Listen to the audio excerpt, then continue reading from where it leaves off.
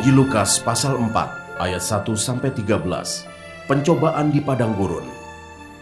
Yesus yang penuh dengan Roh Kudus kembali dari sungai Yordan, lalu dibawa oleh Roh Kudus ke padang gurun. Di situ ia tinggal 40 hari lamanya dan dicobai iblis. Selama di situ ia tidak makan apa-apa, dan sesudah waktu itu ia lapar. Lalu berkatalah iblis kepadanya, "Jika engkau anak Allah, suruhlah batu ini menjadi roti." Jawab Yesus kepadanya, "Ada tertulis, manusia hidup bukan dari roti saja." Kemudian ia membawa Yesus ke suatu tempat yang tinggi, dan dalam sekejap mata ia memperlihatkan kepadanya semua kerajaan dunia.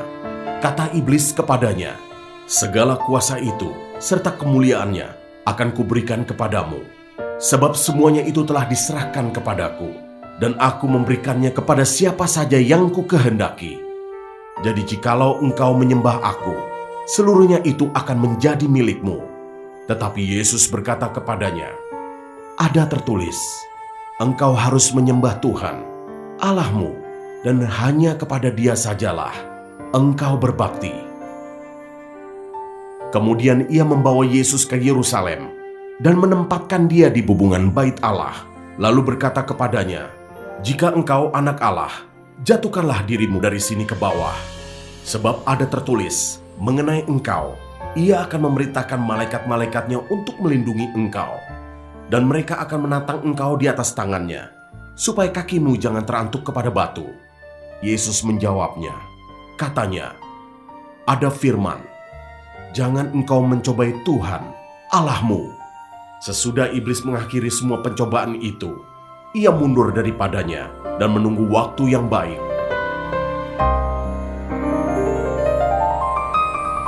Ayat 14-15, Yesus kembali ke Galilea. Dalam kuasa Roh kembalilah Yesus ke Galilea, dan tersiarlah kabar tentang dia di seluruh daerah itu. Sementara itu ia mengajar di rumah-rumah ibadat di situ, dan semua orang memuji dia.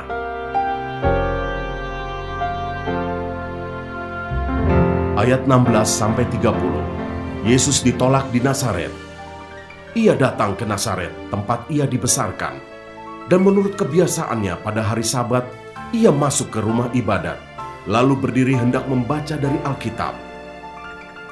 Kepadanya diberikan kitab Nabi Yesaya, dan setelah dibukanya, ia menemukan nas di mana ada tertulis, "Roh Tuhan ada padaku, oleh sebab ia telah mengurapi aku untuk menyampaikan kabar baik kepada orang-orang miskin, dan ia telah mengutus aku untuk memberitakan pembebasan kepada orang-orang tawanan dan penglihatan bagi orang-orang buta, untuk membebaskan orang-orang yang tertindas, untuk memberitakan tahun rahmat Tuhan telah datang." Kemudian ia menutup kitab itu, memberikannya kembali kepada pejabat, lalu duduk, dan mata semua orang dalam rumah ibadat itu tertuju kepadanya. Lalu ia mulai mengajar mereka, katanya, "Pada hari ini, genaplah nas ini, sewaktu kamu mendengarnya." Dan semua orang itu membenarkan dia, dan mereka heran akan kata-kata yang indah yang diucapkannya. Lalu kata mereka, "Bukankah ia ini anak Yusuf?" Maka berkatalah ia kepada mereka, "Tentu kamu akan mengatakan pepatah ini kepadaku, 'Hai tabib, sembuhkanlah dirimu sendiri. Perbuatlah di sini juga, di tempat asalmu ini, segala yang kami dengar yang telah terjadi di Kapernaum.' Dan katanya lagi, 'Aku berkata kepadamu, sesungguhnya tidak ada nabi yang dihargai di tempat asalnya.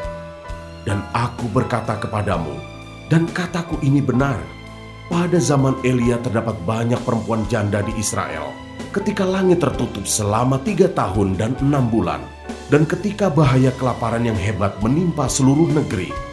Tetapi Elia diutus bukan kepada salah seorang dari mereka, melainkan kepada seorang perempuan janda di Sarfat, di tanah Sidon.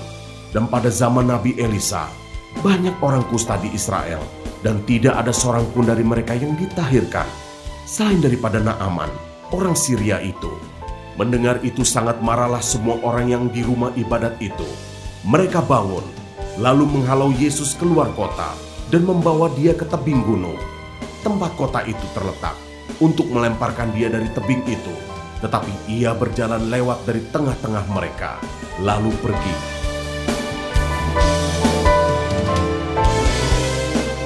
Ayat 31-37, Yesus dalam rumah ibadat di Kapernaum. Kemudian Yesus pergi ke Kapernaum, sebuah kota di Galilea, lalu mengajar di situ pada hari-hari Sabat. Mereka takjub mendengar pengajarannya, sebab perkataannya penuh kuasa. Di dalam rumah ibadat itu ada seorang yang kerasukan setan, dan ia berteriak dengan suara keras, "Hai engkau, Yesus orang Nazaret, apa urusanmu dengan kami? Engkau datang hendak membinasakan kami? Aku tahu siapa engkau, yang kudus dari Allah." Tetapi Yesus menghardiknya, katanya, "Diam, keluarlah daripadanya." Dan setan itu pun menghempaskan orang itu ke tengah-tengah orang banyak, lalu keluar daripadanya, dan sama sekali tidak menyakitinya. Dan semua orang takjub, lalu berkata seorang kepada yang lain, katanya, "Alangkah hebatnya perkataan ini, sebab dengan penuh wibawa dan kuasa ia memberi perintah kepada roh-roh jahat, dan mereka pun keluar." Dan tersebarlah berita tentang dia kemana-mana di daerah itu.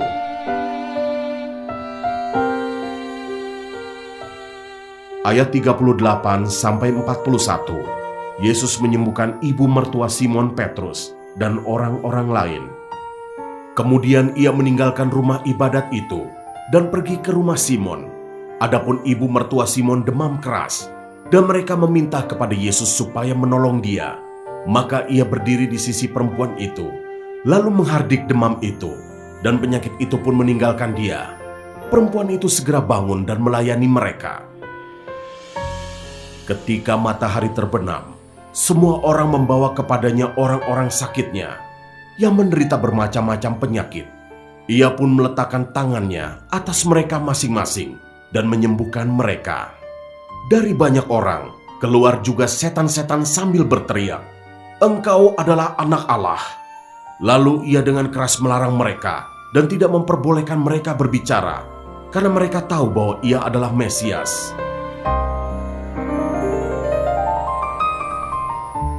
Ayat 42-44, Yesus mengajar di kota-kota lain. Ketika hari siang, Yesus berangkat dan pergi ke suatu tempat yang sunyi, tetapi orang banyak mencari dia, lalu menemukannya dan berusaha menahan dia supaya jangan meninggalkan mereka. Tetapi ia berkata kepada mereka, "Juga di kota-kota lain aku harus memberitakan Injil Kerajaan Allah, sebab untuk itulah aku diutus." Dan ia memberitakan Injil dalam rumah-rumah ibadat di Yudea.